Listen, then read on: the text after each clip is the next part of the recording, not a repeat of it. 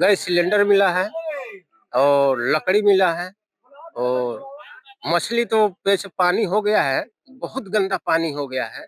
उसमें जितना मछली थे सब बाहर ऊपर आ गए। लोग मछली पकड़े और लकड़ी पकड़े हैं। और कुछ नहीं आया था? गैस सिलेंडर मिला था। पानी नहीं बढ़ा था ज़्यादा? पानी बढ़ा था, हल्का बढ़ा था। हाँ, ज्यादा उतना नहीं था, कोई खतरा नहीं है इधर अपने का क्षेत्र में, बाहर क्षेत्र में खतरा है। हमारे वहाँ गंडक नदी में पानी तो अधिक नहीं आया था, लेकिन गैस सिलेंडर वगैरह, मकान का टूटा फूटा मलबा और मछली बहुत आई थी, बड़ी बड़ी मछली आई थी। नदी में आपको क्या क्या मिला है? खाली सिलेंडर और जलावन का लकड़ी, और कुछ नहीं उसमें आ रहा था? नहीं खाली लकड़ी, चौकी नहीं खाली सिलेंडर वाला लकड़ी वाला। पानी तो रात में आया और सुबह तक पानी समाप्त हो चुका, बहुत कम पानी है। और पानी के साथ साथ काफी लकड़ियां देख सकते हैं आप, कीमती लकड़ी है, सिलेंडर है। ग्रामीण यहाँ के लोकल जो लोग हैं काफी मछली पकड़ रहे हैं और बाकी सारी चीजें ठीक है, कोई क्षति नहीं हुई है, जनहानि नहीं है।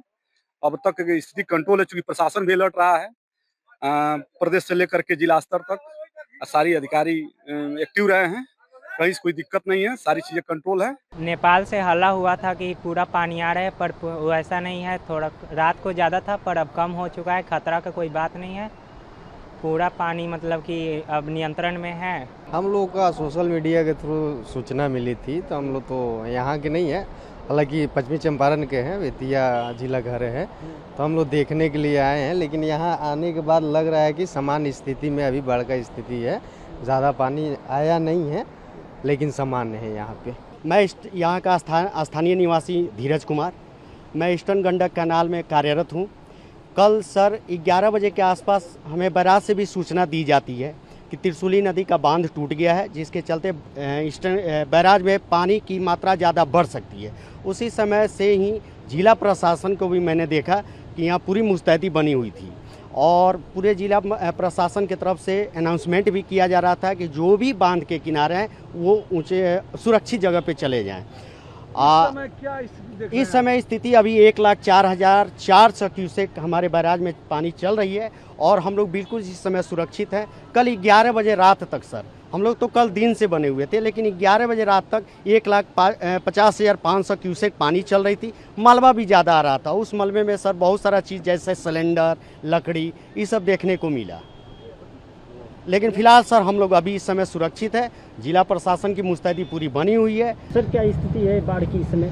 सामान्य है और कहीं कोई जैसा कहा जा रहा था वैसा कुछ भी नहीं हुआ है। अभी देख रहे हैं कि नॉर्मल पानी बह रहा है, जैसे रात में भी वही था। 1,41,42,000 तक गया था क्यूसेक पानी, उससे ज़्यादा हुआ ही नहीं कुछ। नेपाल से जो हम लोग तैयारी पूरी रखे थे लोगों को। तूफान आया था, हाँ, उसको देखते हुए किस तरह तैयारी थी और क्या इस समय देख रहे हैं? हम लोगों ने पूरी तैयारी की थी। नदी किनारे जितने लोग बसे हुए थे सबको सुरक्षित स्थान पर, ऊंचे स्थान पर, स्कूल में सब जगह का ले आए थे और जो हर बार का SOP बना हुआ है, व्यवस्था खाने पीने सब कर लिए थे। लेकिन वैसा कुछ नहीं है और लोग जो है सब अपना वापस भी फिर से अपने स्थान पर जा रहे हैं।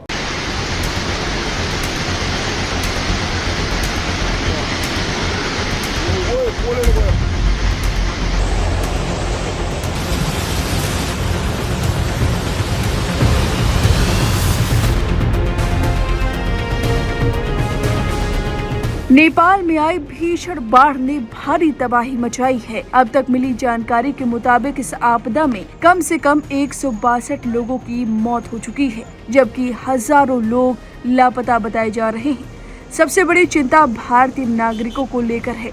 नेपाल सरकार के मुताबिक करीब 300 भारतीय नागरिकों से अब तक संपर्क नहीं हो पाया है। इनमें बड़ी संख्या कैलाश मानसरोवर यात्रा पर गए श्रद्धालुओं की बताई जा रही है।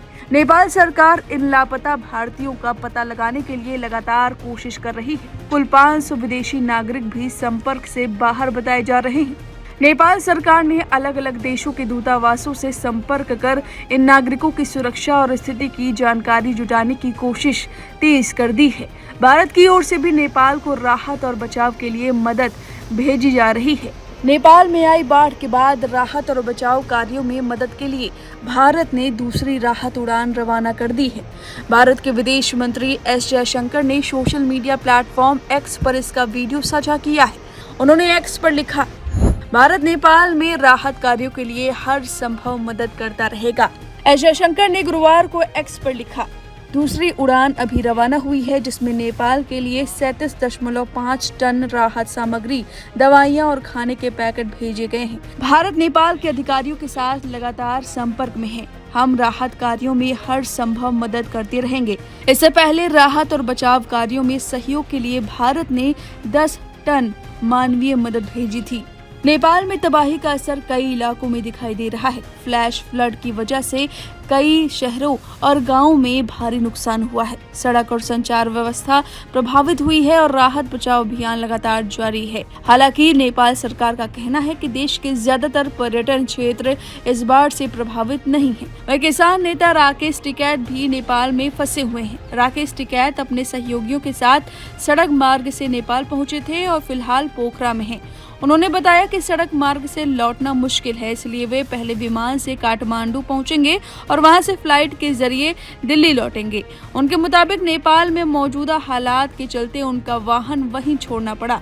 फिलहाल नेपाल में सबसे बड़ा फोकस लापता लोगों की तलाश, भारतीय और दूसरे विदेशी नागरिकों की सुरक्षित वापसी और प्रभावित इलाकों में राहत पहुंचाने पर है। भारत और नेपाल दोनों की एजेंसियां इस पूरी हालत पर लगातार नजर बनाए हुए हैं। फिलहाल इस खबर पर आपकी जो भी राय है कमेंट करके अपनी राय जरूर दें। ऐसी तमाम खबरों को पढ़ने के लिए जल्दी से डाउनलोड करें लाइव हिंदुस्तान ऐप। मेरा भाई बंधु सब गुम हो गया है, इसलिए इससे हम नौकोट से और दार्जिलिंग तरफ गया है। दार्जिलिंग तरफ कितना क्षति हो गया है हमको पता नहीं है। मेरा भतीजा भी गुम हो गया है। मेरा अब साला भी गुम हो गया है। मेरा बहुत नुकसान हो गया है। मैं दिल्ली में हूँ, न्यू दिल्ली में हूँ, अभी मजनटिला में। मेरा बहुत क्षति हो गया है, मैं वहाँ पहुँच नहीं पा रहा हूँ। फैमिली अपना फ्रेंड सर्कल में बहुत सारे फ्रेंड का कांटेक्ट विहीन है, उसमें हम लोग बहुत दुख प्रकट कर रहे हैं, दुखी हैं, परेशान हैं।